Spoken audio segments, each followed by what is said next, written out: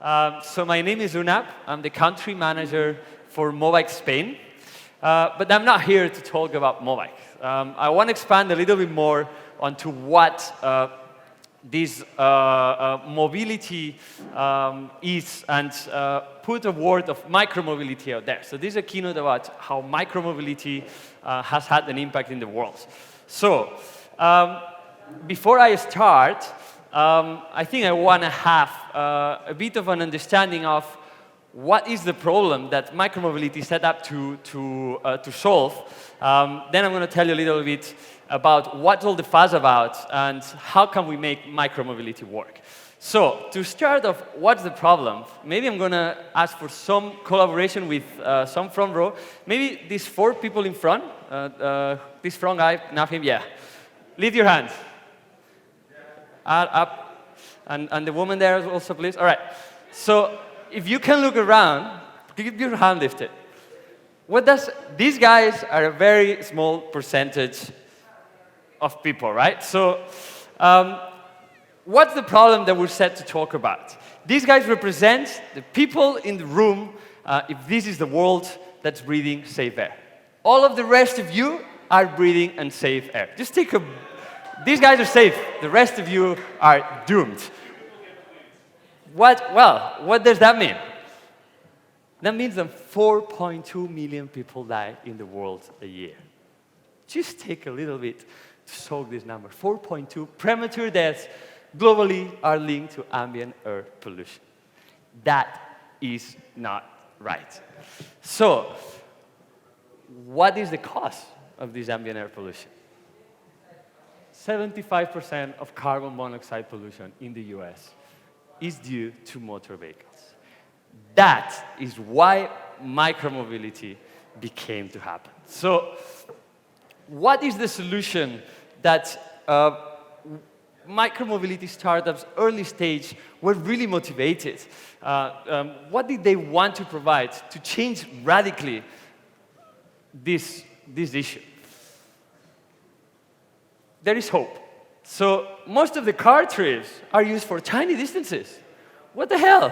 Why is this like that? Why are the cars being used to travel distances where a car is the most inefficient vehicle to do so, both in space and in pollution? You use one huge, big, heavy vehicle to travel 1 to 10 kilometers. That's the majority of the car trips. That's not right. There is something that's not correct in the world about mobility right now. So we have a huge modern challenges of urban mobility. And then suddenly there was certain technology available to tackle some of these challenges. I don't know if any of you have been in China, but China right now, you step out of the street and I think every single person there is breathing unsafe air. And majority of these deaths are concentrated in developing, fast-growing countries like China, India, etc. So this is where a lot of these micromobility movements were born. And the reason they happen to be is because suddenly the Internet of Things was available to the world. Suddenly, we all had smartphones that we could interact with this Internet of Things seamlessly. And then suddenly we could process huge amounts of data. All of this resulted in the free-floating micromobility. So these are just to put an image on the world. What is micromobility? These are some of the things. There is tons of gadgets that are starting to appear, tons of gadgets that will keep appearing.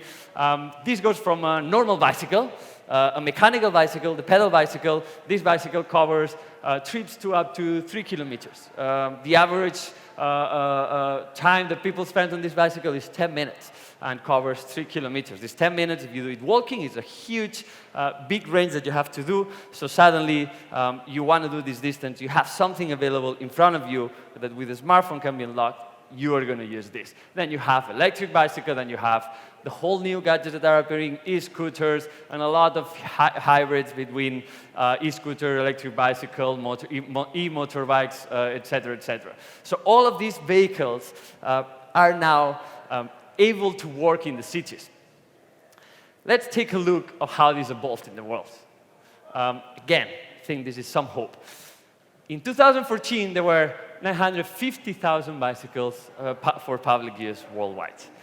You fast forward to 2018, there was 18.2 million public bicycles in the world for citizens to use. So that brings us to a scenario that we can really change the world. So I'm going to tell you a little bit the data that I'm familiar with. I'm going to tell you a little bit how mobile has changed the world in a couple of slides to give you an overview of what one startup in the micromobility industry, one out of the many that are there, has been able to change the world.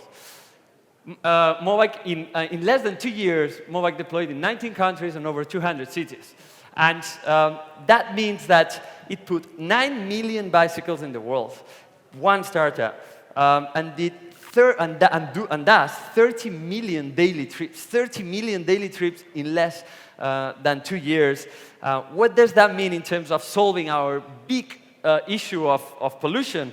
It saved 4.4 million tons of CO2, which is the equivalent of taking 1.24 million cars off the road. One startup, less than 2 years.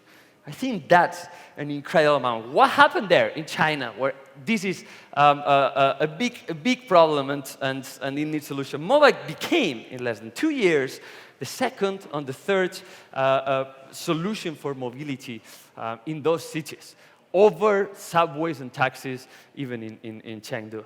So that's, again, one startup. And there is recognition. People are starting to wake up. The UN said, wow, this is crazy. We need to promote this, give Mobike the champion of the earth, WWF, climate solver, sustainable mobility. And even like in Italy, it's starting to wake up and recognize that this is something that we need. Let's start pushing this forward. So what's next in micromobility? What's going to happen? And how does micromobility become a full-scale reality? There you go. We have different scenarios. We have governments which have a lot of needs. They have a need to take cars off the road. They have a need to tackle solution. They have a need to keep citizens alive, which I think is the basic needs, to cut budget, et cetera, et cetera. So there is increasing demands from cities to change radically the way they work. Users also demand a more flexible system. They don't want to be stuck in traffic jams. It's incredibly bad to every day have to go through a traffic jam. A jam. And you cannot also enjoy being packed in a very crowded public transport.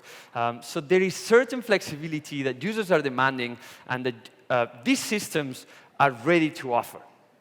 All of this has made a huge trend of micromobility startups over the years. If you take here, probably we could have been the first bike-sharing movement in 1965 by the white bikes in Holland. And you fast forward until today. In 2016, we had an era or a decade where a lot of players started to go either public bicycles with the stations. You had certain bike-sharing systems starting. Then the whole China wave came in 2013 to 2016, where you saw a lot of startups raising crazy amounts of investment and expanding all over China, all over Southeast Asia, and then in the following years internationally. And now we're in a moment where the e-scooters movement from the US is starting to also go incredibly big, raising incredible amounts of funding and with a wide variety of startups. And this is a very good sign. This is a way that we can solve our main issue. So why is this happening? 60% of car trips could be covered by micromobility solutions. Imagine all car trips in the world. 60% of them can be covered by micromobility solutions. That is, and that has led to an investment of 5.7 billion since 2015. So 5.7 billion have been put into this, and the market value is expected to be 500 billion. That's what the fuzz is about. So we have a technology that becomes available. We have startups that are going crazy after this market, and we have a huge potential for the market to keep growing. So I think we can say that there is a solution out there for a big, big, big problem. But all of this doesn't come without great challenges.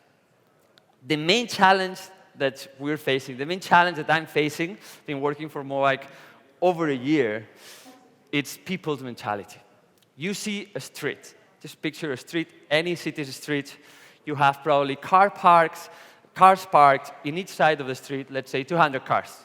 The moment that you have 3 scooters put in the sidewalk, massive clutter, massive issues, there is 3 scooters parked in the sidewalk, what a crazy thing. You have 200 cars parked there, nobody says a thing. Why can't they not take one car out and put the scooters or the bicycles there? One car that one person uses over 10 scooters or 10 bicycles that each one 5 people use, there is no pollution. That is the main challenge that we're facing in the micromobility industry. We need to adapt. I think Iker earlier today said that regulations are not moving as fast as startups, and that's a true fact. Europe especially presents a great challenge for these startups to evolve and to really make that change that's really needed. But I think there is certain hope. At Mobike, we say that there is a sentence that we use by a quote by Albert Einstein that we say, life is like riding a bicycle. In order to keep moving, in order to keep your balance, you need to keep moving. So I think, from my perspective, and probably maybe taking all the micromobility startups that are fighting on there to have a spot in society, to have a spot in changing society, I ask everyone, I think here it's a great audience, you are either founders, you're also citizens on the other side, you could be investors, so you could be people in the automotive industry, people in the government. We need to work together. We need to solve this together. And for the first time in history, we have an opportunity to work together and really make a change in the world. So please, let's work together. Thank you, guys.